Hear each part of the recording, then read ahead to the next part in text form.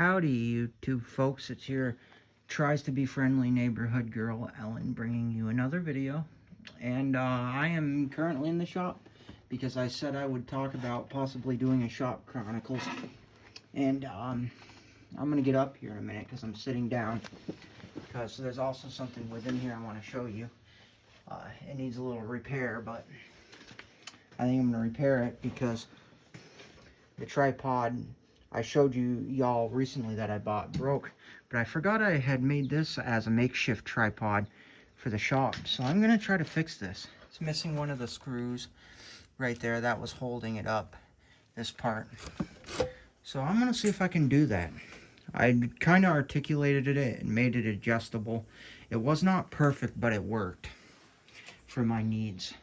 And as you can see, my shop is kind of a mess right now. It is what it is. I'm really in the, excuse the mess, but it's because I'm in the organization process. And from my deceased brother's estate, who I believe I've talked about that before, him being my middle brother being deceased. He was the middle child. Anyways, he liked to create things in his lifetime. With tools and whatnot, and he was worked as a handyman doing handiwork. And there's an old tool chest of his that needs to be cleaned out and cleaned up because it's been in storage for a while, but my mom said that it was okay with her if I used it, and in place of this shelf I'm going to use it. But once I get it emptied and clean it out, get it emptied, and clean it real good, because I just want to clean it up a little bit and desanitize it from all the critters that have possibly been crawling all over it, and just clean the stuff off of it. And anyways, from years of storage in our barn, because he was storing stuff in our barn when he had to move from an apartment he was at, and he needed space to store it. But anyways, and put all these electric tools in it. Because I thought about it and I said, that'll be perfect. And then if I can clean out behind this shelf, because there's some more tool bits and hardware behind there, and I can get this maybe for now stored back there, I can get the chest over here and put it right here in front of this and finish cleaning all this area. I think that will give me ample more space. That will be stored in the granary building. That door, because I'm keeping it, it was off a cabinet in our house, and I believe I can use it someday to as a door for a homemade built-in if I ever need to in the shop, or a shop space. I can build one and use that door for it because it's a cool old door, and why not keep it? And so that'll get moved out of my way as well, so that'll give me a little more room in here. And like I said, some of this hardware, back in the day, it was notorious for my grandfather, if he had a fridge, to save like the drawers out of them, because they make really good storage for bolts and stuff. So that's what I had done with a lot of these when I was organizing the bolts, is I kept these old drawers from really old refrigerators that my grandfather had in the past, because they really do, like that one's full of some tools, like metal snips, but they're really handy for that kind of stuff. So that's why I personally don't throw them away either. But yes, I am trying to reorganize this. My mom may try to find a use in the house for this at some point, because it's a really nice piece of butcher block. But I believe that's what it is. But it's been out here a while. It's a thick, thick piece of block. I have no idea, other than I think it's an old butcher block. And so that would be cool to have in the house someday, maybe. In the kitchen, if we could refurbish it, or somewhere in there to use it. Because I think it would make a perfect counter space, sanded down and refinished. But anyways, yeah, so that's kind of where I'm at. I'm probably going to move that over to that bench right there where that stuff is. So I'm trying to rework that, because I'm hoping by the end of this fall, before snow flies, to have this shop 100% organized. And there's some debris that fell on the floor. Like, I was using that to paint on that old pizza box. I've been notorious. That's a lid to something I got to pick up. Stuff like that, but I got to work on it. And we had an accident with the tray of keys falling over. Oh, that was a fiasco. And some of the really old jars that those keys were in got busted, and I was bummed about that, but it's a life. Anyways, so yeah, that's what I'm working on. I don't I don't currently have a spot to mount this yet, but I have one already mounted to the bench, and I have another one over there. This was one my grandfather had. I'm gonna have to find a spot for this too. I may for now store it in that chest until I can find a space, but my eventual goal is, and I don't know if I've made a video on it, but I will when I go down next time. I have a carport metal storage shed in the woods, and eventually I want to, if I can afford it, ideally, but work with what I have, but ideally I'd like to pour a cement slab for it, and obviously for what I want to do. And then I'm going to get another one of those carports someday when I've rearranged things, and move all of my mechanical shop down into there and build it into a nice shop. Put one of those sliding garage doors on it, put a back on it, but make it so it can still be disassembled, and put some walls in it so I can hang up a few of my pieces. And eventually get one of those. For those of you who are familiar and back in the day, probably worked around them on construction sites and places like that. And I think if you watched Alaska's Last Frontier, Otto from Alaska's Last Frontier had one. The old school Lincoln welders, they were basically welders on a trailer that sat outside, and you could use them. You used them outdoors. It was like a welder generator combo, and they were big, and they were like a grayish color. I eventually want one of those for down there, because I think that would be very handy for my welding use once I get really good at welding. Because I have my brother's welder here, but I wouldn't want to keep that down there, because I'd be worried about something happening with it. So it'd be nice to get one of those and have it. Plus my mom has plans for that welder in another spot anyways, because she wants to put it to use, and I've just been storing it. But she's going to let me use it on my truck and stuff like that, of course. And that's the one I'm going to use for welding skills. But eventually I wouldn't mind getting one of those. Maybe get my own welder that from Harbor Freight someday, if I can afford it, that can, and get all the stuff that can sit inside the building. But ideally I would love one of those. For those of you who are familiar with them, you'll know what I'm talking about. You can tow them just about anywhere with a bigger truck. I think the military had them back in like the Vietnam War era and prior, for a lot of them for the military use as well, and they would tow them behind the big M35s and stuff. Don't quote me on that. I think I remember my grandfather talking about that, because he was a 131st Engineers, obviously, and us having a discussion about the equipment he would use, or him talking about that. But anyways, so yeah, that's my eventual goal. So my mechanical tools won't be in here forever, hopefully, and then I can build a nice space to work on that stuff, so I can store all that down there. Keep the back side of this building, the original main shop, clear, and keep this as a woodworking shop. But eventually my ideal goal, if I could ever afford it, is to make an addition that I can just butt up to this original main shop. That's all rough cut beams.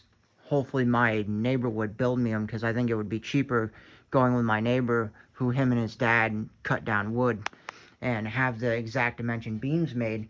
So if I do build an addition, it looks identical to the original building here. But instead of taking the back wall off, I would just butt it up to it and put another opening in back of the shop for that, and move all my woodworking stuff in there and all my benches, and then clean this main part out here and clean it up real good. And obviously the decorations I have in here, I would move into that, and then I would turn this into the farm store for my farm, and build this into a nice retail space in the front here, and put a different door setup on the front, and probably move the original garage door that I say original, it's not the original one, but one that my grandfather had installed when he had this garage fixed up, when they moved down here, and put that on the back side with my new addition eventually, because it's a little wore out and I've had to do some repairs to the door, but I think it's still usable. So that would be my ultimate goal, is to move that in back, and then just kind of get some of these collectibles I have on the wall in the new space eventually, and I would slowly reorganize it, move the floor air compressor over there, the one that I need to get fixed, which would also prompt me to get that fixed at the same token as I rewired it into the new addition. So I would move that as well, and the benches, everything essentially, and just really clean this place out. And then I would give it a good clean sweep. I'd clean everything, any junk off the floor, sort through it, all that kind of stuff, fill the cracks in this cement. And also, if I did an addition on this shop, I would build another cement slab for that was butted up against this shop. But again, I don't want to mess with the original wall. I just want to butt it up, and not necessarily fully, but just make it look like, or as close as possible, but make it the same dimensions as this square. And also add on to the side shed on the back if I was going to do that, and make that side shed addition the same as the side shed as well, dimension wise, and make it that, but leave it open concept on the inside, so I could park a lot of my trailers in there, which I think would be a good spot for my small trailers, that is. And like my big ones, I could always store down in my woodland area if I had to, or out back where nobody can see it.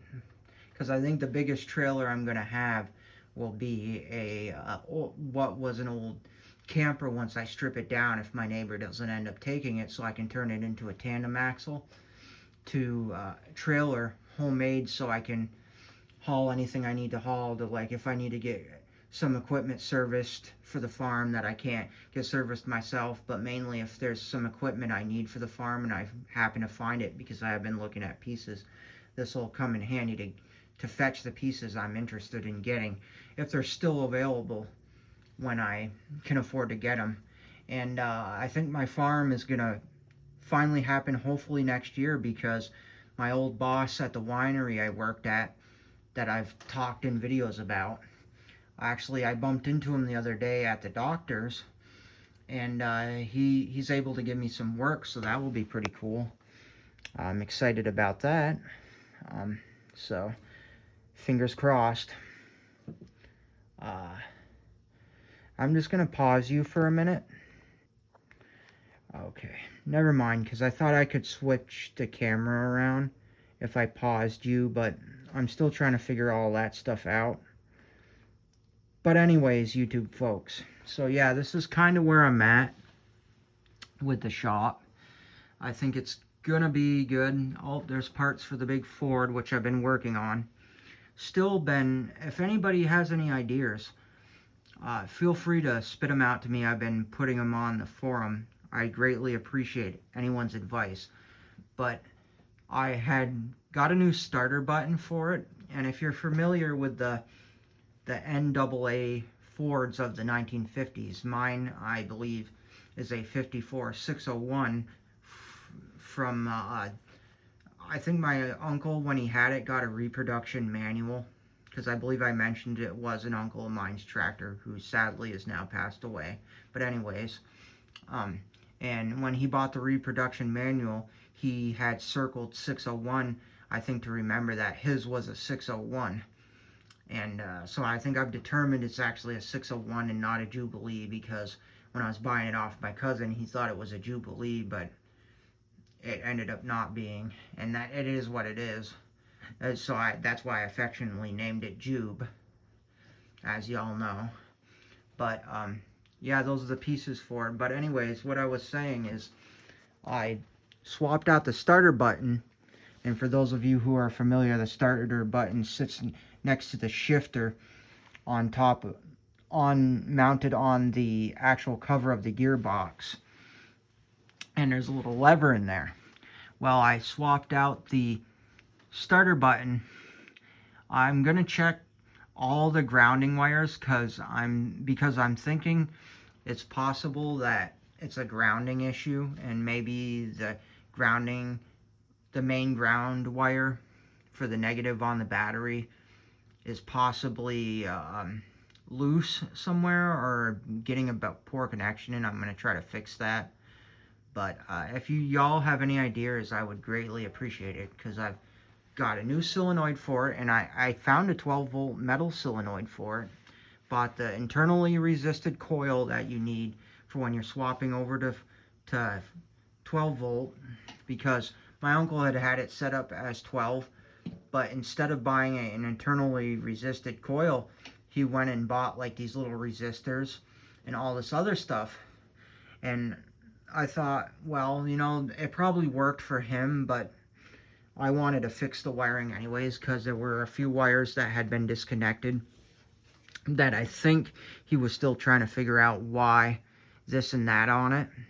And anyways, the wiring just looked like a rat's nest, a giant mess. And that, to me, no offense, I mean, maybe it worked for him, but that ceramic resistor that he had on there, it just, to me, it looked like it was too busy in the wiring and just an atrocious setup.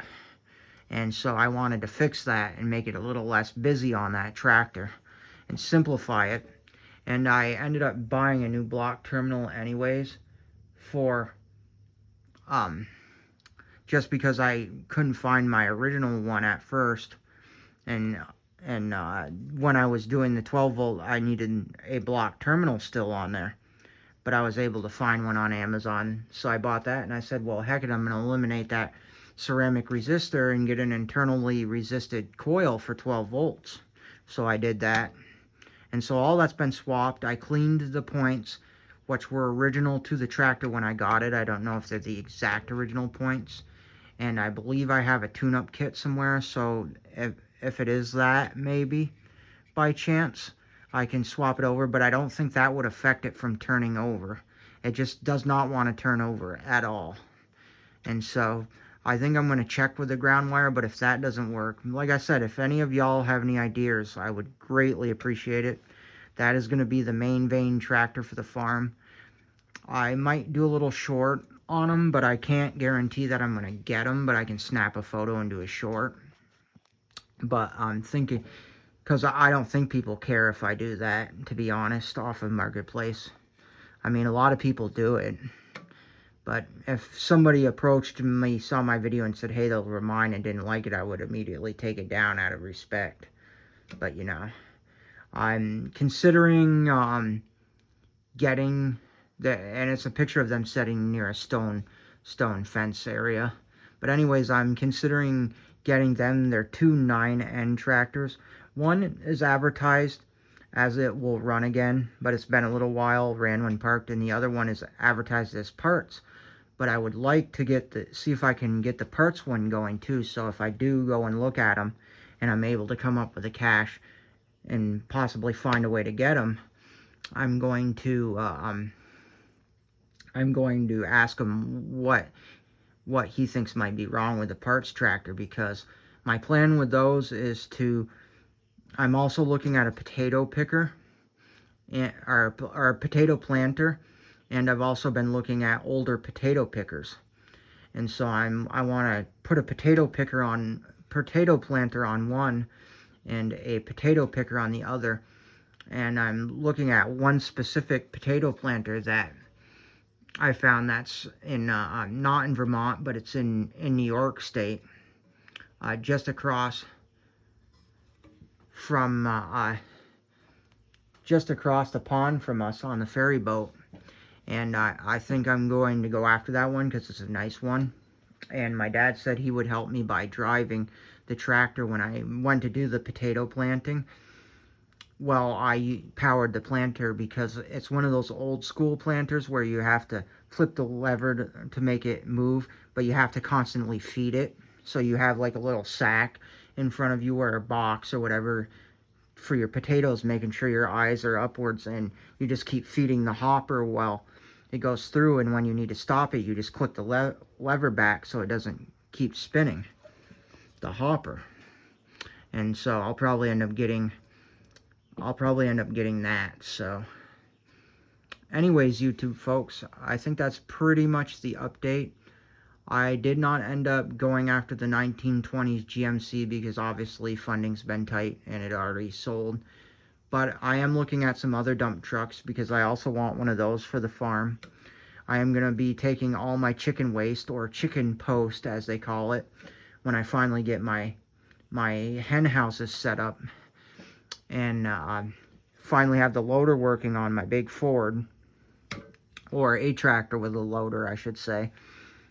And eventually I want a dump truck so I can just put it right in the dump truck. Obviously with a liner, because for those of you who are familiar with chicken post, you totally know what I'm saying about it being really acidic. And it can be really hot standing in front of it too and working with it. But it'll be nice to have a loader to clean out the pens. And then if I stick a liner inside the dump bed of the dump truck I'll have, I can, after doing any repairs, it needs to ensure that it's totally road ready. But I think I found one that has a present registration on it, so I'm guessing the guy has the title and everything, so it should be easy to transfer over to my name. And it appeared to be pretty road worthy, but it needed a little body work, nothing major, and I'll fix that. But anyways, yeah, maybe I'll get that one, and just to have, so if I have people who are looking for like animal waste for their garden or something like that, I can sell it to them, because that's also a tip I will give you guys. And maybe I can do a video on the ins and outs of chickens, but that's a tip I'll give you maybe reiterate it if I do the ins and outs of chickens, but maybe I already did. But anyways, I'll say it in this video.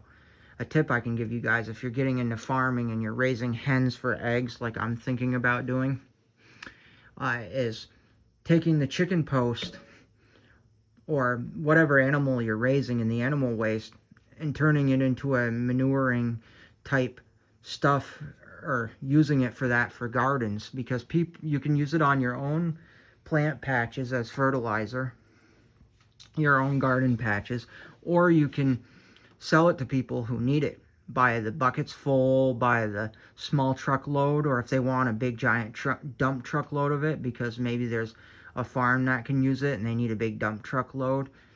You know, you can trade services that way. And even if they don't necessarily pay you in cash, there might be something they have that you might need, and you might have a dump truck load of, say, like cow manure, for example, if you're doing raising cattle, like I'm thinking about getting in time, and they need that manure for their fields. You can trade them for whatever you need, and it's beneficial, so keep that in mind. But you can also sell that waste to people for their gardens and their residential spaces when they're looking for animal waste to fertilize their soil. So if you're if you're getting into farming and you're thinking, well, how am I going to get rid of all this animal waste, especially if, say, you're just a chicken farmer, but you may look into that anyways. But just a tip I can give you right now is keep that in mind. You can sell that stuff if you don't know what to do with it. I think there's also places that'll buy it off of you that make like compost and stuff. There's a few in the state that I live in that'll do that. I believe they'll buy the animal waste, so you can also do that there, but still. Anyways, YouTube folks, I hope you liked the update on the shop chronicles. And that little tip at the end, and everything else in this video. But I am trying to get this organized. I hope y'all will have a stellar, whatever it is, wherever you are, day, night, have stellar time of your life, and just know that life is short, or seems short, I should say. I shouldn't say life is short, but life seems short, so try to live it to the fullest.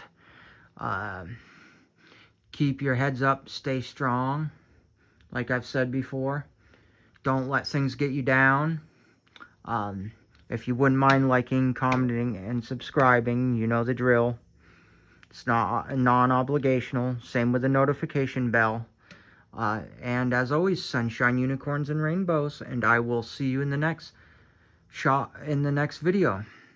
I can't guarantee it's going to be a Shop Chronicles video, but as I close out, you can see my Valvoline key rack and the Champion and Excite battery adds together in that frame.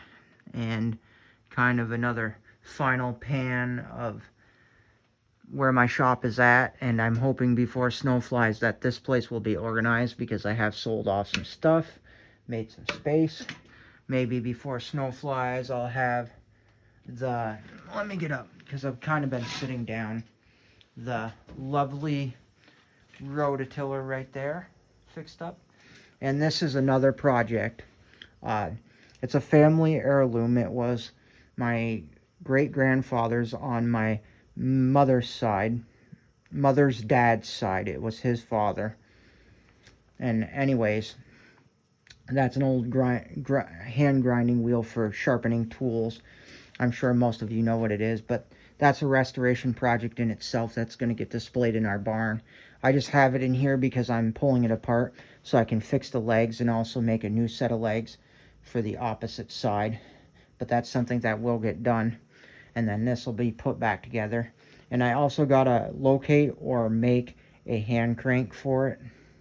But anyways, as always, sunshine, unicorns, and rainbows yet again. And I will catch y'all in the next one. So now I will be signing off.